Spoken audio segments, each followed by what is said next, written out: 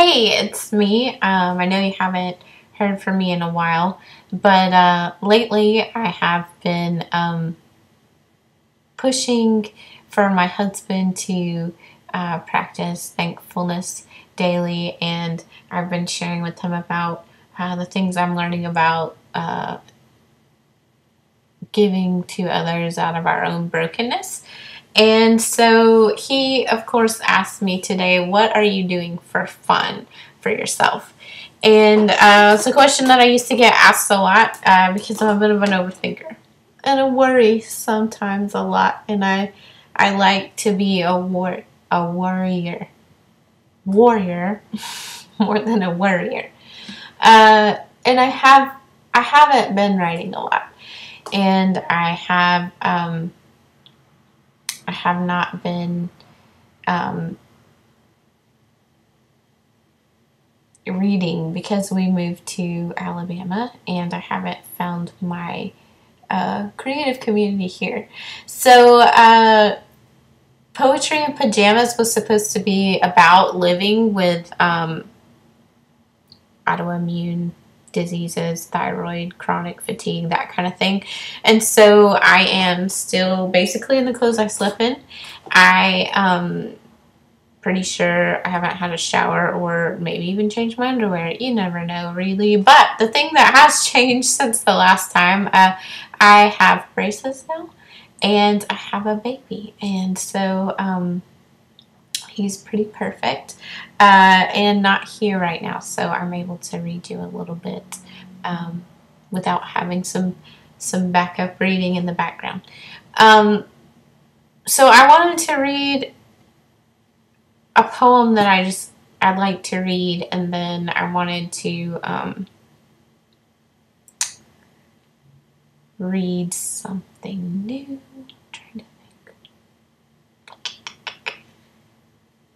Trying to think if I have anything new that's close by. Really quick moment.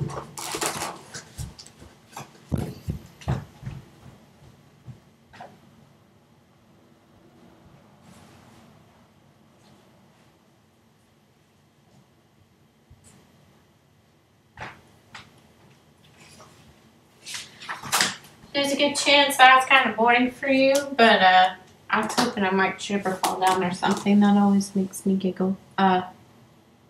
So this is new-ish since the baby's been born, and then I'll read you something that I just enjoy reading. My beautiful baby son has a belly button that sticks out, a hole where the cord that connected him to me never closed, and things push through. Physically, he will mend without assistance. His muscles will strengthen, stretch, and grow. What I marvel on is the purity and innocence. He is not critical of this abnormality, this lump that grows and shrinks back when he kicks, strains, cries, or lets out what is wasted. It isn't weird or upsetting. It doesn't hurt him. But I have seen him hold it once. Yes, son, you have a belly button you can actually hold. And he's not aware enough to feel bad or ashamed, to hide or want to lose part of himself, to be like everyone else. I hope he will always stay whole to this mentality, holding on to parts of himself that the world would make fun of him for or cut away. My beautiful, prayed-for, miraculous little boy has a hole that didn't close, the source of where he and I were connected.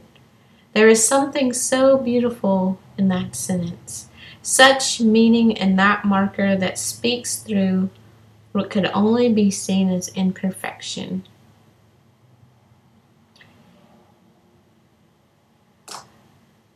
Maybe he will be one who takes his own time. Maybe he'll be one who honors life-giving connections. So that probably needs to be revised, but I wrote that in our garage when the baby was little. And we were hanging out there, not the baby, but me and my husband, while he was doing some woodworking. And it made me feel good to write a little something after after the baby came. So this is an older poem, but it's fun for me to read. So, squirrels eat garden tomatoes. In my early 20s, I poisoned myself with acorns before I knew they were poison. I took that first swallow and the squirrel food filled my stomach, teaching my brain it was no longer hungry. Not for me. I should have starved to death. I learned to cut circles in my skin to represent the cycle of hate, striving to fight the emptiness, the misunderstanding of how to make cursive out of anger. I learned fingers fit nicely down throats, but they don't bring up the acorn. I learned virgins can spin sultry stories late at night to excite even the oldest man pretending to be single, 22, in a chat room. I learned to answer phones met by strange voices and say words I'd never even written on paper. I was told once when I denied I had ever tried to kill myself, "You're just doing it slowly."